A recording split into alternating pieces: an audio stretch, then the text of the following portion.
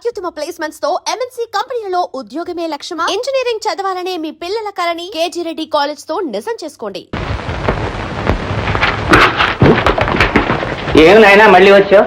నీ పేరు చెప్పుకుని మా అమ్మాయి చదువు టైపు చెట్టెక్కిపోయి ఎందుకు నాయనా మమ్మల్ని ఎలా కామారు జీళ్ళ పట్టుకున్నావు? మేము సజాగా ఉండడం నీకు ఇష్టం లేదా? చచ్చా అంత మాట అనకండి.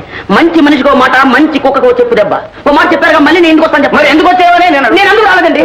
చిట్టుబాబు కోసం వచ్చాను. ఏ కొత్త సినిమా ఏమన్నా రిలీజ్ అయ్యింది? సెక్స్ బాంబ్ అని కొత్త సినిమా రిలీజ్ అయిందండి. మీలాంటి వాళ్ళకి భలే ఉత్సాహంగా ఉంటుందండి. వస్తారా? నాకెందుకు లే నాయన, నువ్వు ఉన్నవాడివి, నీ ఇష్టం వచ్చినట్టు తిరుగు. మా వాడు చదువుకుని 4 రాళ్ళు సంపాదిస్తేనే కానీ మా కుటుంబం గడవదు. ఎందుకు నాయన వాడిని అలా పాడు చేస్తావు? ఏమండి నాలంటే అంత మాట ఏమండి బజార్ అంటున్నారు, ఇంకా ఇక్కడే కూర్చున్నారా? ఇదిగో వెళ్తుంటే ఈ పెద్ద మనిషి వచ్చాడు, మాట్లాడుతున్నా. బాధ్యా? అవునండి. మరి మీరు తొందరగా వెళ్ళండి, పోయి మీరు గిన్నె మారిపోతుంది, వెళ్ళండి. నువ్వు కూర్చో బాబు, కాఫీ తీసుకొస్తాను. అలాగే.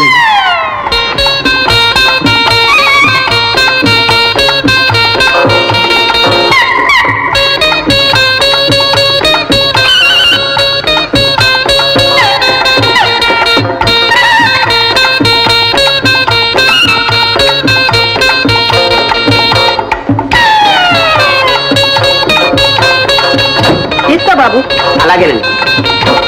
ఇదేమిటండి కూరలు తెస్తాను బజార్కి ఊరికెళ్ళి వచ్చారేమిటి? నల్లపిల్లి ఎదురైంది, కాసేపు కూర్చుని వెళ్దామని వచ్చాను. ఏమండి చదవలేదండి, తర్వాత మళ్ళీ చూడండి.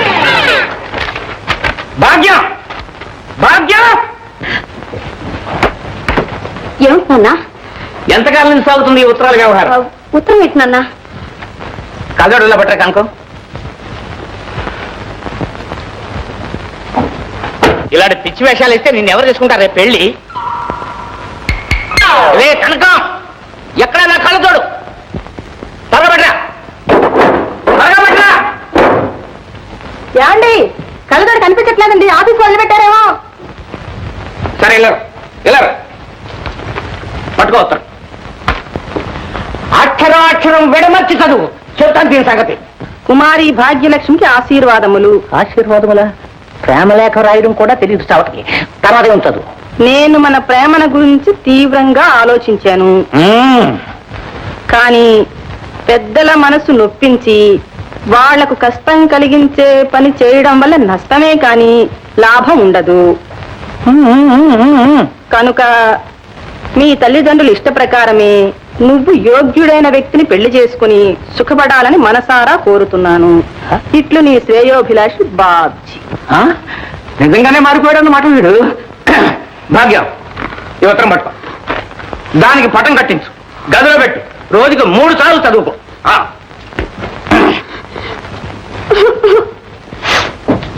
ఎందుకే ఏడుస్తావు? చదువుకో. ఇంకా ఎందుకు?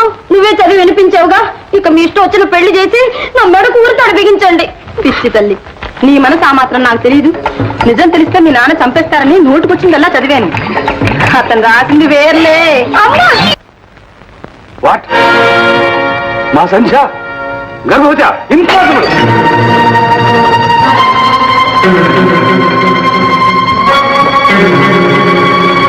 సంధ్య,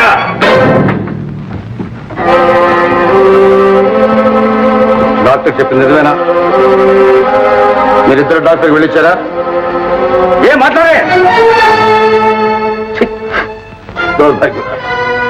సిగ్గుమాల పని చేసింది కాక డాక్టర్ కూడా వెళ్ళిచ్చావా? ఏ మొహం పెట్టి వెళ్ళావే? అంతకన్నా ఏ నువ్వు చూసుకోపోయావా? ఇంత విషయం దానికి చావపోయావా? ఏమిటా మాటలు కావమ్మా, మంటలు, కడుపులో రగులుతున్న మంటలు. ఏదో పొరపాటు జరిగిందన్నయ్య. పొరపాటు కాదమ్మా, జరగవలసిందే జరిగింది. ఆడపిల్లని అదుపాగ్యం లేకుండా పెంచాను కాదు, అందుకు భగవంతుడు తగిన శిక్ష విధించి దానికి ఎంతో గొప్పగా పెళ్లి చేయాలని, అది పిల్ల పాపలతో కలకల్లాంటుంటే చూసి ఆనందించాలని ఎంతో ఆశపడ్డానమ్మా. పోయింది, అంతా సర్వనాశనం అయిపోయింది. సంఖ్య ఎవడు నీ జీవితాన్ని, నా ఆశల్ని నాశనం చేసిన వాడు ఎవడు? వాడు చెప్పు. వద్దు డాడీ, నన్నేమీ అడగొద్దు. ఆవేశం, అసలే అది కుమిలిపోతూ ఉంటే చేసుకుంటావా? నేను కనుక చేస్తున్నానమ్మా, వాళ్ళమ్మే అయితే నరికి పోగులు పోసేది. నీకు తెలియదు అన్నయ్య, తల్లి ప్రేమ నీకు తెలీదు. వాళ్ళ అమ్మే అయితే కడుపులో దాచుకునేది, కన్నీళ్లు తుడిచేది, దాని మనసు తెలుసుకుని ఏదో దారి చేసేది. అన్నయ్య, నా మాట విను. ఆవేశంలో ఏం చేసినా ఆడపిల్ల బ్రతికే అల్లరి పాలవుతుంది అన్నయ్య. ఇంకా అయ్యేదే ఉందమ్మా, అయిపోయింది, అంతా అయిపోయింది. ఇక మిగిలింది ఒక్కటి. కన్న తండ్రిని కనుక చేతులారా దాన్ని చంపలేదు. గౌరవంగా బ్రతికినవాడిని కనుక ఈ అప్రతిష్ట భరిస్తూ నేను బ్రతకలేదు. అంతే.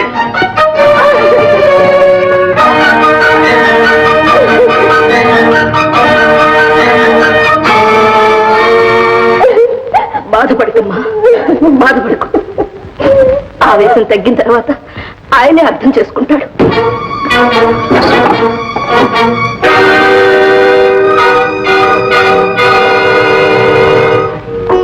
లక్ష్మి, లక్ష్మి, చూసావా అమ్మ బ్రతుకు ఏమైపోతుందో చూసావా? నువ్వు అదృష్టవంతురాలు లక్ష్మి. ఈ ఘోరమంతా చూడకుండా వెళ్ళిపోయావు. ఈ అప్రదిష్ట భరిస్తూ నేను మాత్రం ఎంతకాలం బ్రతకగలను? లక్ష్మి, నేను వచ్చేసాను లక్ష్మి, నేను నీ దగ్గరగా వచ్చేస్తున్నాను లక్ష్మి. వచ్చి ఏమి సాధించాలి? బ్రతికి ఎవరిని ఉద్ధరించాలి?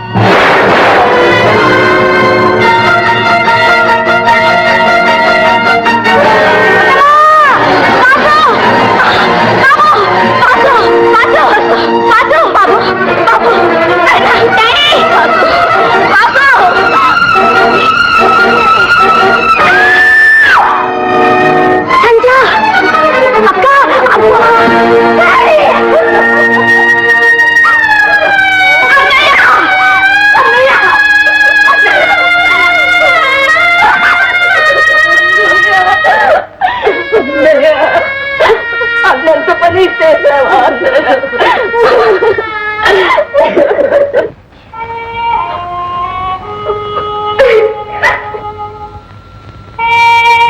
ఇలా జరుగుతుందని నేను కల్లో కూడా అనుకోలేదు. ఏవో అప్పులు, ఇన్కమ్ ట్యాక్స్ బెడదలు ఉన్నాయనుకోండి, కానీ వాటి కోసం ఇలా చేస్తారని నేను ఎన్నడూ ఊహించలేదు. ఆయనకి బాధలు తప్పించుకుని వెళ్ళిపోయారు. కానీ ఇటు చూస్తే పెళ్లిడికి వచ్చిన పిల్ల, ఇటు చూస్తే ఆ పసివాడు, వీళ్ళని చూస్తుంటే నా గుండెలు తరుక్కుపోతున్నాయండి. అమ్మా, నీకెవరి మీద అనుమానం ఉందా? లేదు బాబు, లేదు. ఆయనకెవరుంటారండి శత్రువులు?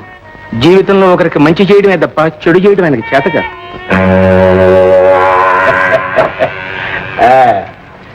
కోటిగా నీకు కండబలమే ఉందనుకున్నాను. వేతవా బుద్ధి బలం కూడా బాగా ఉందిరా. పచ్చి కూనేని ఫక్తు ఆత్మహత్యలాగా ఎంత తెలివిగా మార్చేశారా? ఇది నా కండకయ్యా, మరి బుద్ధికో ఊరి నీ తెలివి మండ. సరే ఇదిగో, ఇక నీకేమి ఢోకలేదురా, ఎక్కడికి వెళ్ళినా బ్రతికిపోతావు. అవ్వా అక్క, నేను ఇంకెప్పుడైనా లేచి నడుస్తానా? నడుస్తావు బాబు, నడుస్తావు. ఊరుకో బాబు, డాక్టర్ గారు తగ్గిపోతుందని చెప్పారుగా. సంచ, రేపు మాపో ఇల్లు కూడా అప్పులు వాళ్ళకి అప్పు చెప్పాలట. పోనీ అత్తయ్య, ఈ ఇల్లుండి ఎవరిని ఉద్ధరిస్తుంది? అన్నీ పోగొట్టుకుని ఈ ఇంట్లో మాత్రం ఎలా ఉండగలం?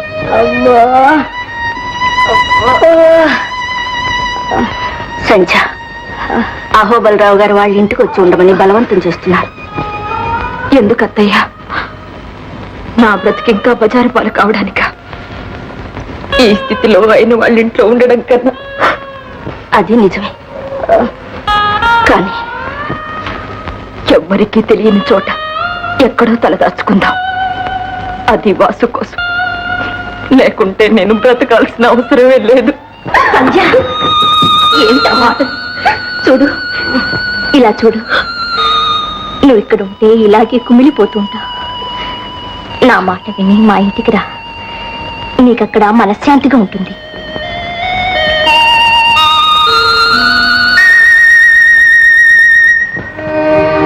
ప్రభు తీసుకురామ్మా. సంజయ్ రా.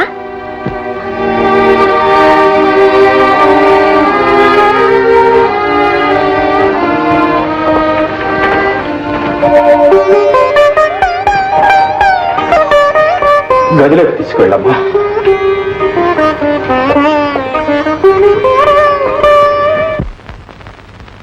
కాంతం, ఏమే కాంతం, ఏమండి వస్తున్నా ఏమిటా కేకలు ఇక్కడ పంపించానుగా. అది కాదే గోపాలరావు గారు చనిపోయారటే పాపం. ఏ గోపాలరావు గారు నాన్న?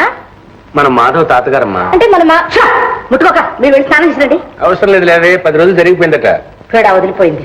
అబ్బాయి తిరిగి రాగానే మన అమ్మాయి నుంచి పెళ్లి చేస్తే ఆస్తి కూడా మన చేతిలోకి వస్తుంది. అదేనే ఇప్పుడప్పుడే వచ్చినట్టు లేడు, తనకు మనశ్శాంతి లేదని. ఏమిటండి ఎక్కడో ముసలాడు చచ్చిపోతే మనశ్శాంతి లేదు. మనశ్శాంతి ఆ ముసలాడి పేర గ్రామంలో ఒక హాస్పిటల్ కట్టించమని కూడా రాశాడు. మరి తను ఎప్పుడు వస్తాట? ఇంకొంతకాలం పాటు అమెరికాలోనే ఉండి పై చదువులు చదువుతాట. ఇదంతా చూస్తుంటే తిరిగి వచ్చేటోడు ఏ తెల్లదర్శనం వెంట పెట్టుకొస్తాడేమో అనిపిస్తోంది. మనకెందుకు వచ్చిన కూడా కానీ ఇక్కడ ఏదో మంచి సంబంధం చూడండి, మన అమ్మాయికి పెళ్లి చేసేద్దాం. వేరే సంబంధమా? అందుకనే నీకు బుర్ర లేదనేది. ఆ ముసలాడు మాధవికి కనీసం 20 లక్షల ఆస్తి అప్పగించి వెళ్ళాడే. 20 లక్షలే? మరి అమ్మో అమ్మో. అమ్మాయి విన్నావుటి నువ్వు ఎంత అదృష్టవంతురాలి అబ్బా. 20 లక్షల రూపాయలు. ఇదిగో చూడండి, అబ్బాయి వచ్చేదాకా ఆగుదాం. అయినా మన అమ్మాయికి మాత్రం ఏమంత వయసు మించిపోయిందండి. మొన్న దసరాకేగా 13 ఏళ్ళు 14 వచ్చింది. అమ్మా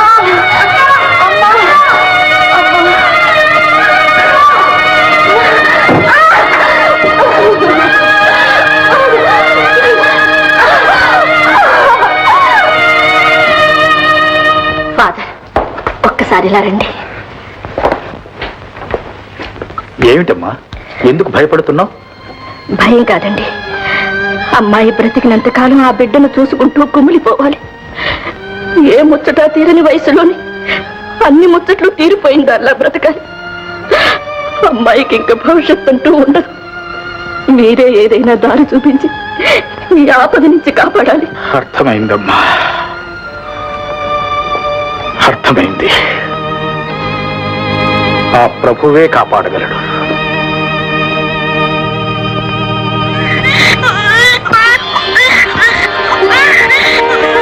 ఫాదర్, మగబిడ్డ.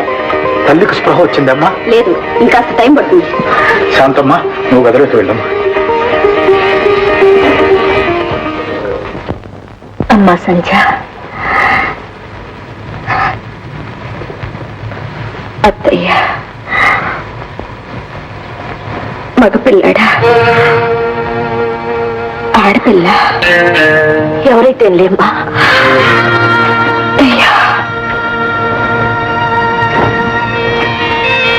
నాకు తెలుసు అత్తయ్య, భగవంతుడు పాపాన్ని బ్రతకనివ్వడు.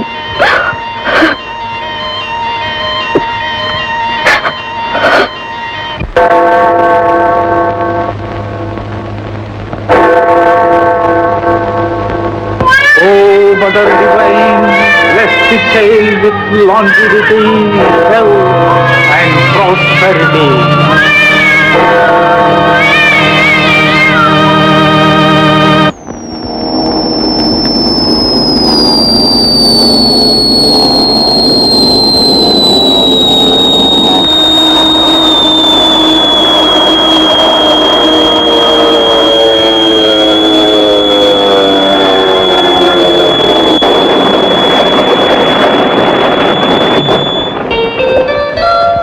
ఏమిటి మాధవ్, సంవత్సరాల తరబడి అక్కడే ఉండిపోయావు? మమ్మల్ని అందరినీ మర్చిపోయావు బావా. ఎన్ని ఉత్తరాలు రాసినా సమాధానం కూడా లేదు. అదేం లేదు, నేను ఒక చోట ఉంటేగా. సరే కూర్చోండి, కూర్చోండి.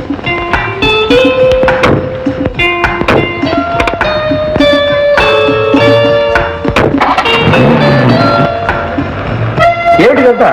ఏముంది నాయన, విదేశాల్లో ఏం తిన్నావో ఏమిటో రుచా పచ్చా. అమ్మాయి బావకి నీ చేతితో చేసిన లడ్డూలు పెట్టమ్మా, లడ్డూలు చేసి పెట్టడం ఒకటే గొడవ. మాట్లాడమే బావని అని చెప్పు. బావాని కలరించింది. తీరా బావని చూస్తే దావ కారిపోతుంది. వడ్డింతమ్మా. ఏం కొట్టనే ఏమిటి ఏమిటినాయన నువ్వు? మీ తాతయ్య ఎప్పుడు పట్టణం వచ్చినా కాంతం నీ చేతితో చేసిన లడ్డూలు పెట్టు దగ్గర ఉండి చేయించుకుని తిని మరీ వెళ్ళేవాడు. ఏమిటో వెళ్ళిపోయాడు.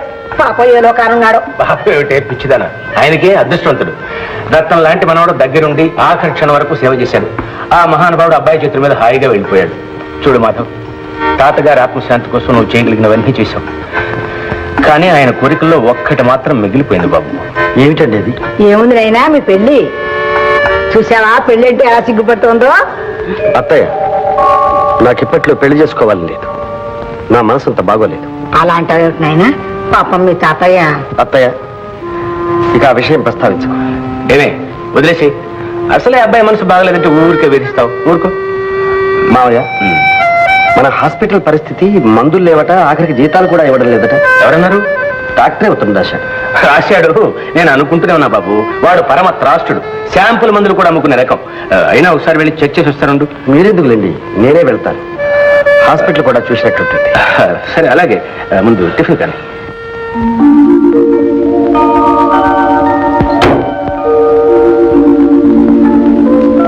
జ్వరం లేదు, మామూలుగా ఫోన్ చేయొచ్చు.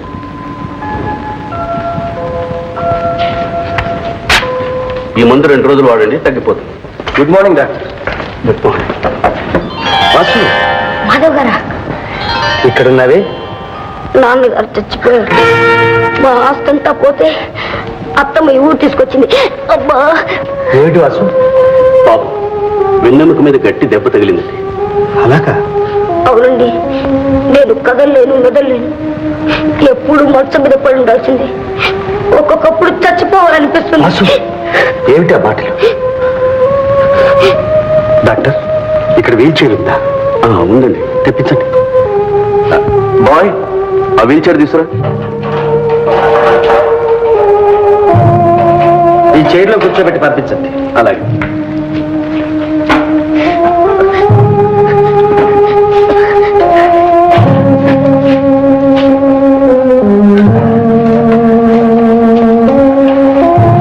వెళ్ళిరా వాసు. మీరు మా ఇంటికి రారండి? తప్పకుండా వస్తాను వాసు. వెళ్ళి.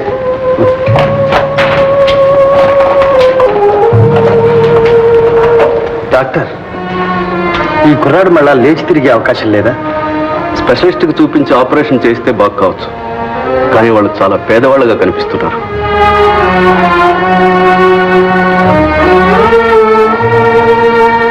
And for more videos, Please subscribe to iDream. Please subscribe to iDream. Please subscribe iDream. And please subscribe to iDream. For more videos, subscribe to iDream. please like, share, and subscribe to the channel. Congratulations, iDream. Subscribe to iDream. Subscribe to iDream. So subscribe to iDream Media. iDream की iDream team अंदर की huge congratulations. Please subscribe iDream Media. Please subscribe to iDream. Subscribe iDream. Please subscribe to iDream. iDream అంటే నా కళల ఛానల్ను subscribe చేసుకున్న నోరు తిరుగుతలేదు. మీరైతే గంట గుర్తు కొట్టండి. For more such videos, please subscribe to iDream. Subscribe to iDream. Please subscribe to iDream. Please subscribe iDream Media. Please do subscribe to iDream. Please subscribe to iDream Media. For best entertainment and information, please subscribe iDream. And don't forget to subscribe to iDream.